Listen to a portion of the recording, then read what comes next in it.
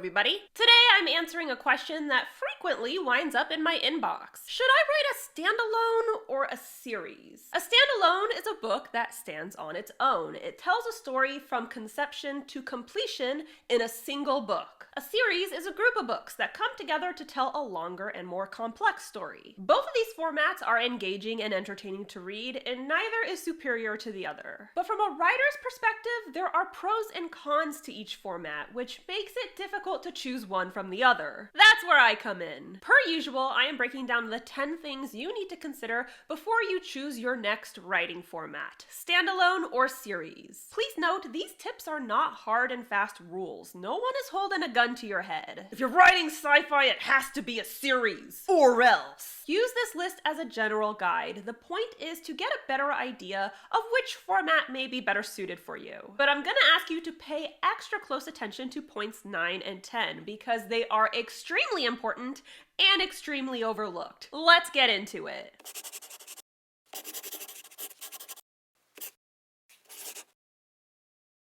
Before we dive in, don't forget to subscribe to my channel. I post new videos on Wednesdays, and if you want to be alerted as soon as I upload, ring that bell. We cover so much interesting and amazing and awesome stuff here, so I don't know why you wouldn't want to subscribe and ring the bell. I know you do. I know it's tempting. Just come to the cyborg side. Come, join me. We have fun here. The Savior's Champion and The Savior's Sister are available in ebook, paperback, hardback, and audiobook, so if you like yourselves some dark fantasy, if you like yourselves some romance, and you love a good book series, hello, check it out right now. I've got it linked below. I'll love you for it. On to the topic. Today's video was requested by one of my patrons over on Patreon, LAURINE BRUDER. LAURINE is interested in releasing her debut book, and she wants to know, should I start with a standalone or should I start with a series? Which is a question so many writers have. I'm happy to answer it, and I'm going to do just that right now. Number 1, is this your debut novel? Your debut is usually the hardest book you're going to write. Some claim the hardest is the sequel, but they're wrong. Your debut is a challenge because it's your very first book. You're diving into uncharted territory. You're taking on a monumental task for possibly the first time.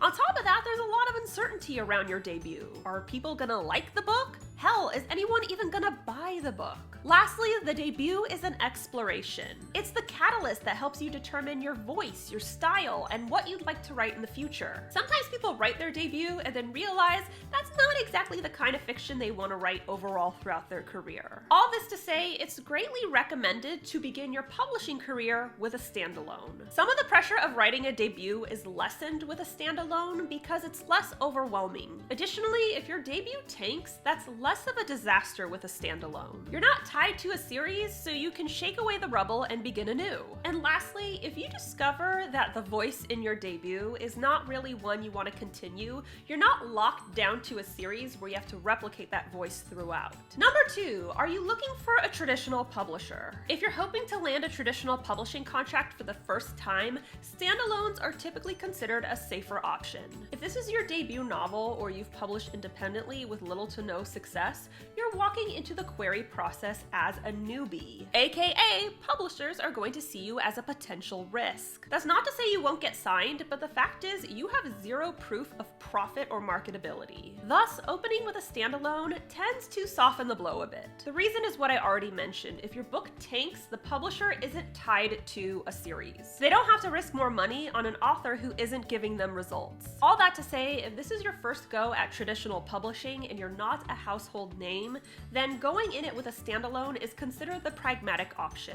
Number 3, are you trying to make money? This seems like a dumb question. Most writers are trying to make money, right? That said, some writing journeys make cashing those checks a whole lot easier. To put it simply, you have better odds of making money with a series because there are more books in a series. Say you publish book 1 and it does well. You've attracted attention and acquired an audience. This means you have a guaranteed audience for the sequel, and the next sequel, and the spin-off, and the prequel. This is why so many pros encourage writing a series. They have better odds of marketing longevity because you have so many books that you could throw throw at an eager audience. That's not to say that standalones don't sell well, but if readers loved your characters in book 1, that doesn't really help a lot when selling book 2, because it's not going to feature those characters. A series, on the other hand, continues a story that readers love and lets you milk it for all it's worth. Number 4, is the series even doable? A lot of writers learn about point 3 and say, that's it, I'm writing a series. But that doesn't work if the story is literally incapable of being a series. Every book requires a structure. This includes an inciting incident, rising action, climax,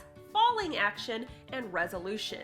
This is what makes a whole and complete plot. And even if you're writing a series, every book in that series needs its own whole and complete plot. You can't get away with releasing a series about a story that cannot be broken down into multiple plots. Your sequels will essentially be filler, and readers will read you to filth. Be realistic about whether the story you want to tell is even capable of being stretched into a series. If you can't create a complete plot for more than one book, just accept that this story is better set as a standalone. Number 5, what are your genre expectations? Certain genres lend themselves to series, while others lend themselves to standalones. Sci-fi and fantasy are two genres that lend themselves really well to series because they typically involve a lot of complex moving parts and some traveling or journeys. It may make sense for these adventures to be broken down into smaller individual plots because it might be too much content to contain in one book. Then there are genres like mystery or romance that lend themselves really well to standalones. In a mystery novel, the story ends when the mystery is solved, and the mystery is solved at the end of the book. Additionally, a romance ends with a happily ever after, and that happens also at the end of the book. A sequel to that would just be the day in the life of the happy couple, which, as we already covered, is filler. Of course, there are exceptions. I'm sure you can think of plenty of sci-fi and fantasy standalones, and romance series absolutely exist, especially when it comes to fantasy romance. But understanding your genre expectations is helpful when deciding which format you want to go with. Which brings us to number 6. What about episodic possibilities? Say you really want to write a series, but your genre isn't exactly built for it. Fear not, O dutiful writer, because episodic series exist. The standard series is where a bunch of books come together to illustrate one long, all-encompassing story. However, in an episodic series, each book is its own unique story. For example, in a mystery series, each book could illustrate its own case, all solved by the same detective. Book 1 is Detective Buttercup in the case of the mysterious doorbell ringer. Book 2 is Detective Buttercup and the case of the missing sock. Spoiler, she was the thief the whole time. The same can be done with the romance genre. Maybe the episodic series revolves around a group of friends, and each book features one of those friends falling in love. This is extremely common in lots of genres. Just make sure that there is one common link between all the books within that series. In the first example, the common link was Detective Buttercup, and in the second example, it was the group of friends. Again, you are by no means required to write a series, but if that is your goal, it is definitely possible, even in genres that don't really lend itself well to the series format. Number 7, are you trying to create a backlist? A backlist is a list of books you've previously published. Having a backlist is great because the more books you publish, the more money you can make. If you release a book and your readers absolutely love it, the first thing they're going to do is look to see if you have any other books available. If you don't have any, they might wait for your next book to come along, or they might forget about you completely. This is why a lot of writers strive to create a backlist, and there are several ways to do this. One is to write a series, which, as we already discussed, has extensive marketing benefits. The other is to write a bunch of standalones and throw them online. This method is popular because, as we already covered, standalones are considered easier to write. They don't have complicated plots and subplots that take multiple books to complete. Thus, it may be quicker to create a backlist out of a bunch of shorter standalones versus one beefy series. Number 8, what are your readers passionate about? Just like certain genres are better suited for particular story formats, it's also common for certain formats to go on trend. For example, I mentioned it briefly, but fantasy romance is rife with long, thick series. See what I did there? Similarly, contemporary romance is a mixed bag. Episodic series are really common among indie authors, whereas standalones are really common among traditionally published contemporary romance authors. Paying attention to these trends will not only help you market your work, it may be the determining factor in choosing your format. It'll be a lot easier to promote your story if you know there's already an audience chomping at the bit for it. Number 9. What are you passionate about? This is probably the most important point on this list. If you are absolutely obsessed with your fantasy world and you want to tell as many stories within it as possible, then a series might be perfect for you.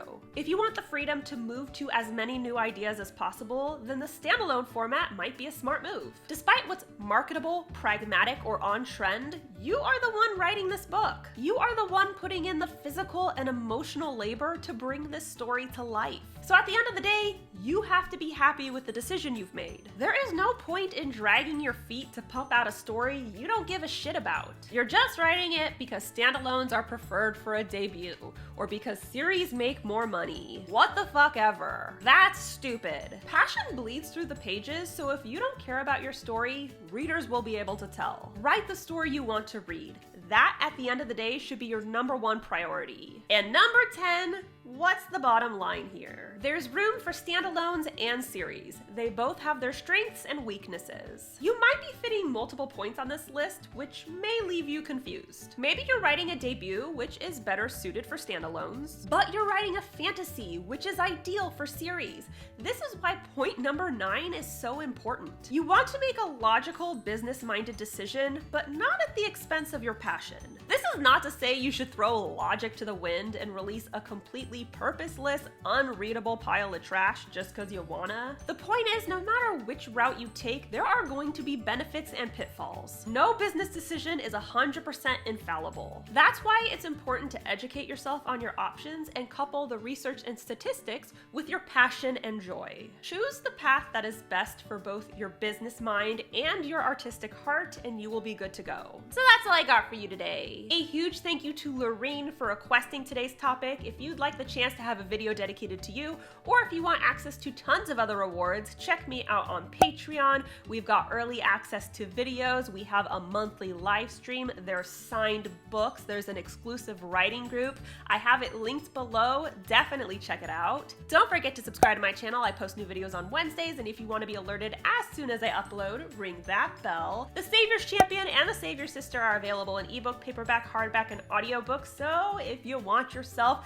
a dark fantasy romance series that has tons of bloodshed and swoon-worthy characters, check it out. It's linked below. And be sure to follow me on social media. I'm on Instagram, Tumblr, Facebook, and BookBub. And of course, you can tweet me at Jenna Moreci. Bye! It's Stealthy. Get off your lazy bum and subscribe to Jenna's channel. Ring the bell while you're at it. I know you were thinking about it already. I see it in your eyes. Come on, live a little. Subscribe.